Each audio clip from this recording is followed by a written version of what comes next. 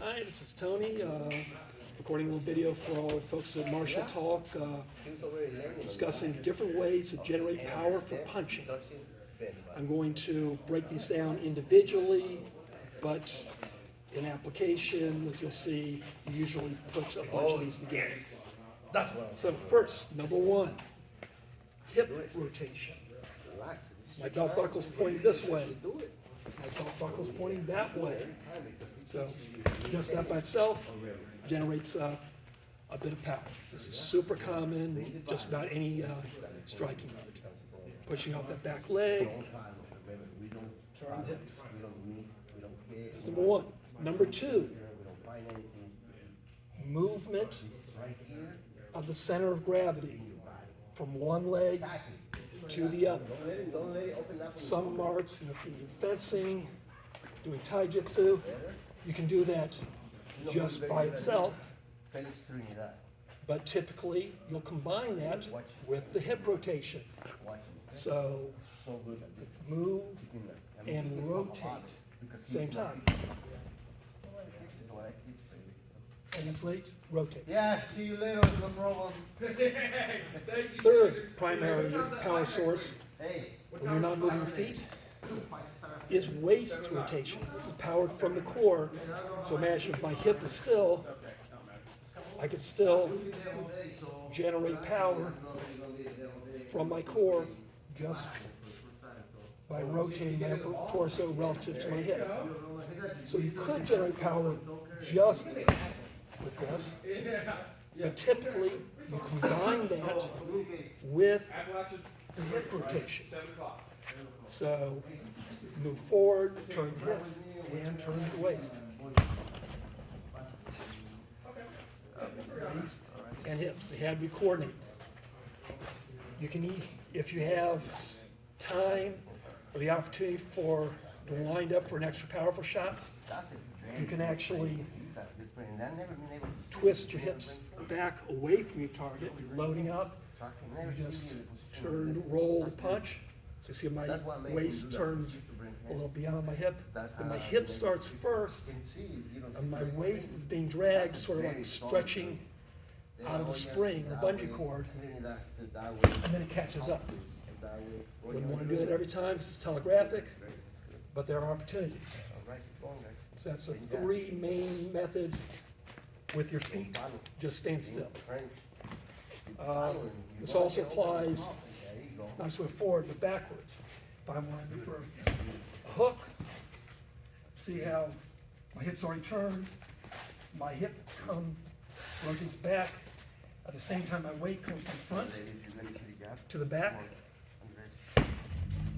And I could have some of that waist wind up at the beginning. I just slipped a punch, and everything works together. Three main methods without moving my feet. Next, moving your feet. Drop step. I put my weight forward on my front foot, and I just lift this foot. Gravity makes me travel forward. Lift, fall. If I do that, jab at the same time, got some power. Just relying gravity. What you can add to that is stepping by pushing with your back leg. You could do that by itself without the drop step, but if you put your weight forward, do the drop step, and then shove with your back leg, at the same time the front leg lifts, you get even more power. Now, when you start stepping, there's another possibility, is you can actually travel forward, bring your rear foot forward as you step. And then you might be wondering, well, where I get the power from? Once I'm stepping, I'm not pushing off anything. And it's using your front leg as a grappling hook to pull forward. I'm still getting some of that hip rotation also, but it's being powered by these pulling muscles here. So here, Wing Chun, they like having a backwards weighted stance. So in order to move forward power, they literally just throw us out, drag that rear foot in. And you can combine those. You could start pushing off of here, and then once your weight's traveling forward, then you're pulling with your front leg. Next possibility is one that is not usually recommended for beginners because you can put yourself out of position, but you see high-level fighters use it all the time, is leaning. Probably the thing your coach told you not to do. Beginning. Forward or back or traveling from forward to back. So I could throw across, leaning forward, get extra reach and some extra power. Manny Pacquiao likes to do that. You can combine that. You could start leaning away. You just duck under a punch, bottom weaving. So I'm leaning, and then I come up. I just generated power, and then I come and lean forward. So that's combining leaning, shifting weight, rotating, leaning forward, twisting the waist. It's not something you want to do every time because you can put yourself out of position, but it's you look at still pictures of highlights from knockouts, you'll see that position a lot at the end where someone's all the way like this. Next source of power, lifting with the legs, for uppercuts. And you can combine that, if you're Mike Tyson, you can combine that with the lean. Tyson will here, he lift his legs up, and he actually arches back when he throws that uppercut. Getting a fair amount of power that way. So those are your big power sources. I can start adding on some smaller engines. If you've ever spun a weight on a string, and then you pull the string in, make it shorter, you notice how the weight spins up, or ice skater spinning around, and they pull their arms in, suddenly go a lot faster. That same principle also can apply to a circular punch. If I start a punch wide, and then I bring my fist, arms extended, and then bring my fist in to about halfway, all of a sudden it's traveling a lot faster. I'm not sure if you have good angle to see this, but I'm winding up here. So if I just have it here and tight, I got some good power. If I had it wide, I can have some power.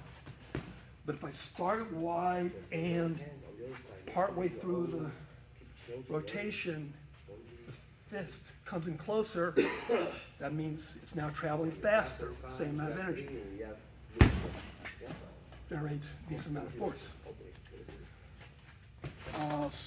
Another smaller power source that can still be useful is what in Wing Chun they call elbow power. And that's misleading because it's not actually coming from the arm or the tricep. It's coming from the back. If you put your arm out here sort of square and you push down, get your friend, push down here, put your elbow down, focus on this spot in the back right here, you'll feel compressing like a spring. And then the punch can come out from there. And you can still use that in boxing along with all the other. You can be here, a quick 45-degree shot. With the vertical fist, it's signature punch of Wing Chun, but you also have it in boxing. We just finished up a boxing class with Coach Cesar Perez, and he just had us working on that a lot. But that's where the power comes from. This along with all the rotation, pushing, lifting, all adds up.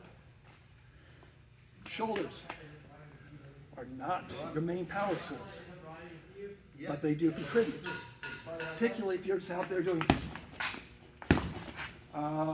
just quick, snappy flicking jabs, get some attention.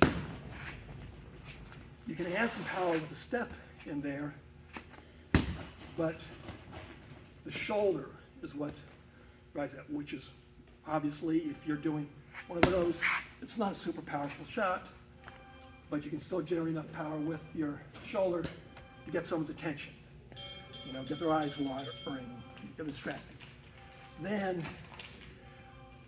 you know, once they're used to those little light shots, then you can put your step, you can put your body rotation into it.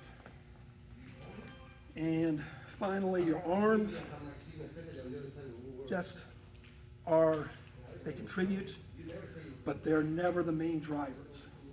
The arms shape and direct all that power coming up from your legs, through your hips, your waist, your back, and the arms steer that power so it lands where you want to go. And in the process, you'll get a little bit of contribution from your chest, your triceps, arms, but their main job is just at the moment of impact, they go from being super relaxed to being solid so that you're hitting with your entire body as a unit. Because if they're stiff in the beginning, you're slow, nope. Going slow means no power. But if they stay relaxed all the time, they just flop. So totally relaxed, at the moment of impact, everything tightens and connects. And that needs power. And those, I would say, are the main sources of power for punching. I hope this helps.